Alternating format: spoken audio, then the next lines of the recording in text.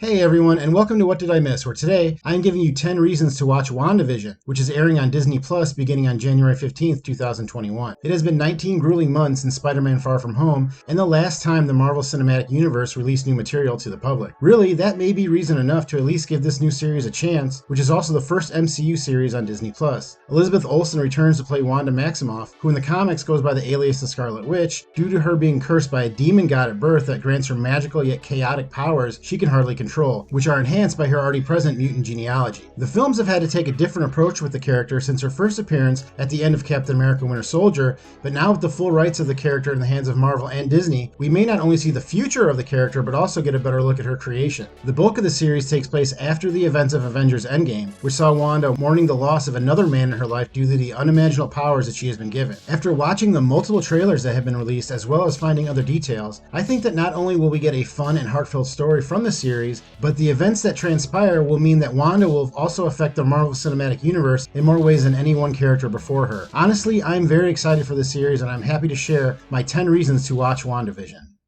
First, there will be spoilers from the movies, the comics, and possibly the series, so be forewarned. Also, I'm not putting these in any kind of order, these are just 10 things I expect out of the series.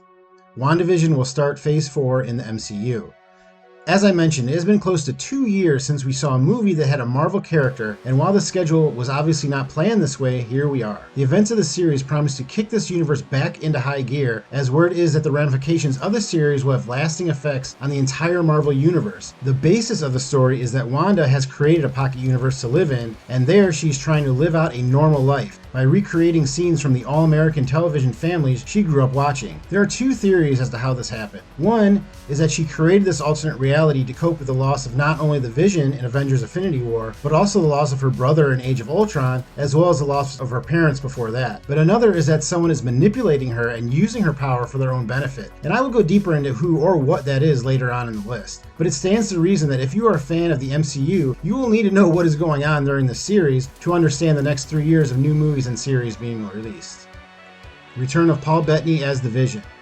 You just can't keep a good robot down, as Paul Bettany will be returning from the dead as the Vision on the series. Counting his appearances as Jarvis, this will be the 9th time Paul Bettany has voiced or played a character in the MCU, but I've enjoyed his performances as both the snooty AI as well as the naive android. From the trailers, it appears that Wanda may be able to rebuild the Mind Stone given her connection to it as well as the Vision. If you recall, in Infinity War, Shuri was close to being able to replicate the Vision's body outside of the stone, so perhaps she was somehow able to complete that metamorphosis, or perhaps he is just a figment of her imagination within this pocket universe. From the trailers, it looks as though the Vision may wise up to the fact that he is no longer in reality, and may be the driving force to understand what is really happening. It also stands to reason that if the Vision is only able to exist in this pocket universe, Wanda will not be willing to leave it no matter the cost to the outside. In fact, I believe I see 2 more reasons why Wanda and the Vision will fight to keep the contents of this universe safe. Offspring.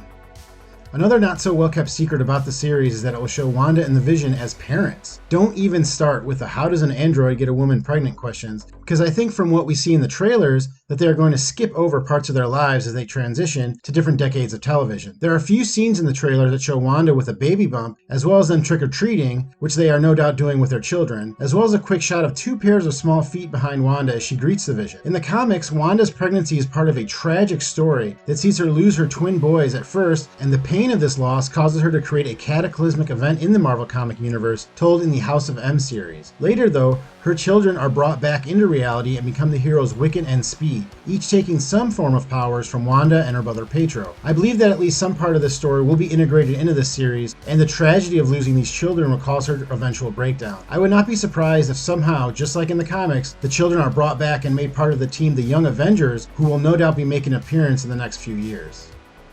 Origin story. Mostly due to the fact that Marvel films did not yet have the rights to the word mutant, Wanda and her brother were instead given the moniker of Enhanced in the Age of Ultron and were never really given a proper backstory, aside from why they hate Tony Stark. In at least one of the trailers, you can see Wanda in the same clothing that she wore in her first scene at the end of The Winter Soldier, promising that we will see at least some of the events that took place that made her enhanced. You can see her break open the blue casing of the Mind Stone that was part of Loki's staff and stare into it. Then in another scene, she is thrown back by a blast, seemingly from the same stone. If you remember in that scene in The Winter Soldier, her cell was back to back with her brother, so perhaps this blast not only gave her her powers, but also went through the wall and gave her brother his powers as well. This would add another layer of tragedy to her story though, because that would mean in a way she is responsible for her brother getting his powers and his eventual death. This could mean that we see Aaron Johnson return in either archival or new footage as Pedro Maximoff, while also getting a new moniker for the pair besides Enhanced. Here come the X-Men.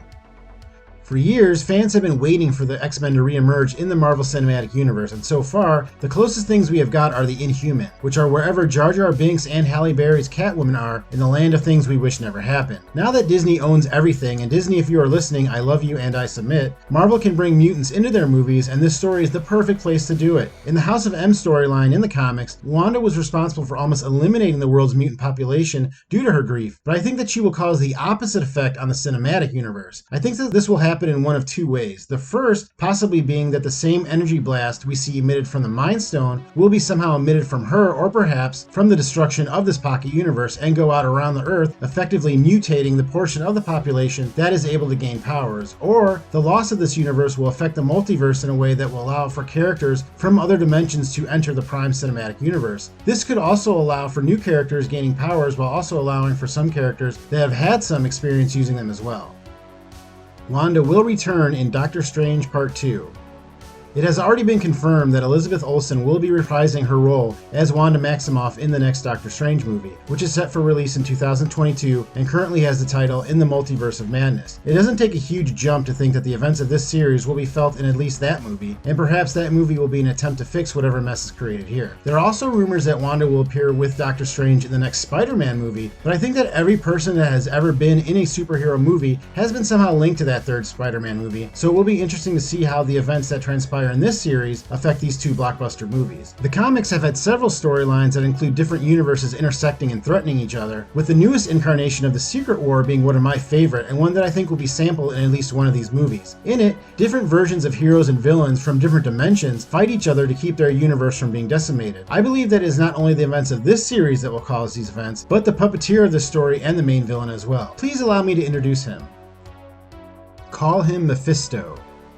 Thanos proved to be not only one of the most powerful villains any superhero team has ever faced on screen, but a complicated anti-hero in his own mind that proved worthy of the lengthy introduction to his master plan. It will be very difficult for Marvel to create another presence that matches the magnitude of dark prowess that Thanos exuded throughout his run through 3 phases of movies, but I believe Marvel will take their first shot by introducing a very old foe with a name you may not know them by. Mephisto is based on Mephistopheles, who is the devil character in The Legend of Faust, and he is a villain that has tormented the Marvel heroes for over 40 years. Specifically, he is a thorn in the side of Doctor Strange, as he is one of the most powerful magical creatures to ever exist. Although you do not see him in a trailer, we do get a glimpse of a dark figure in a beekeeper's outfit in the middle of a street in a neighborhood, and that's not weird. In the trailer for the Loki series, which will be debuting in May on Marvel Plus, and I will be doing a ton of videos for that as well, we do see a stained glass depiction of what looks like a devilish creature, and since that show will also be dealing with different timelines and dimensions, it would not surprise me if Mephisto is not pulling some strings there as well. I think that we may only get glimpses of him in this series, similar to the slow crawl build-up of Thanos, with a proper face-off in the Doctor Strange sequel, or maybe the upcoming Spider-Man movie. New and returning characters. Besides the Vision, the trailers show us that at least 2 characters that have appeared in prior Marvel movies will be making appearance on this series as well. Kat Dennings, who played Darcy Lewis in the first 2 Thor movies, as well as Randall Park, who played Jimmy Woo in the last Ant-Man movie, will also be appearing in the series. One new face on an already introduced character is that of Teyonah Parris as Monica Rambeau, who we were introduced to as a child in the 1990s set in Captain Marvel, but now looks to be an agent along with the others of an organization named SWORD. In the comics, they were much like S.H.I.E.L.D. but focused on threats in outer space, and I believe they were teased at the end of Far From Home when we see Nick Fury awaken on a space station. Since S.H.I.E.L.D. has been destroyed thanks to the events of Winter Soldier, SWORD may be its new incarnation. Another new face is that of Kathryn Hahn as a character named Agnes, who I think is actually playing a character named Agatha Harkness, who is very important in the comics to Wanda gaining control over her powers. I think that she will be an willing or unwilling accomplice to Wanda being incarcerated in this pocket universe during the series. The most powerful character in the MCU. There's some debate among fans who is the most powerful character in all the MCU, but if you ask Kevin Feige, you know, the guy in charge of the creative direction of every franchise in the MCU, Wanda is the most powerful hero. I think this is pretty evident if you realize that she really has only touched the periphery of what she is capable of, having first been a test subject of Hydra and then only getting a few years of training as an Avenger. Don't forget, she was lost during the snap, so she literally has only had her powers for a couple of years, and she was still almost able to hold off 2 members of the Black Order after a surprise attack, as well as kick some major butt on the battlefield during Infinity War and Endgame. The addition of Agatha Harkness may be a clue that Wanda will finally get some proper training of her powers, and if she's going to spend a movie with Doctor Strange, you have to think that he will have some pointers for her as well. With the multiverse in a shambles, and the prospect of not one but many new villains on the horizon, getting Wanda to her full potential may be something that saves the multiverse from total annihilation, or may be the catalyst that causes it. American television families. Disney has proved with The Mandalorian they will spare no expense when it comes to creating an environment that makes fans feel comfortable and nostalgic, and WandaVision looks to be carrying on this tradition by recreating sets and scenes from some of the most popular television shows from the 50s through the 2000s. It looks like we start in the black and white 50s and 60s era of I Love Lucy and Dick Van Dyke, complete with separate beds for mommy and daddy. Then we get to see the 70s Brady Bunch style, as well as what looks like a recreation of the Keaton household from the 80s sitcom Family Ties. As things progress and the couple has children, we take a trip to the 90s version of the home that looks like it could be from Roseanne, and finally stopping in the 2000s in what looks like a recreation of the set of Modern Family. I grew up watching most of these shows, so I can't wait to see the little details that Disney and Marvel add to make these sets special. Speaking of details, I will be releasing videos each week after the show's release that break them down for you and point out Easter eggs, so be sure to subscribe and hit the bell to get notified when those come out. Well, that is my list. Let me know in the comments if I convinced you to watch, because I really do think it's going to be a great show and unlike anything we have seen yet in the MCU. If you would like to support the channel, you can like this video and check out my merch as well as my Patreon page. See you next time on What Did I Miss?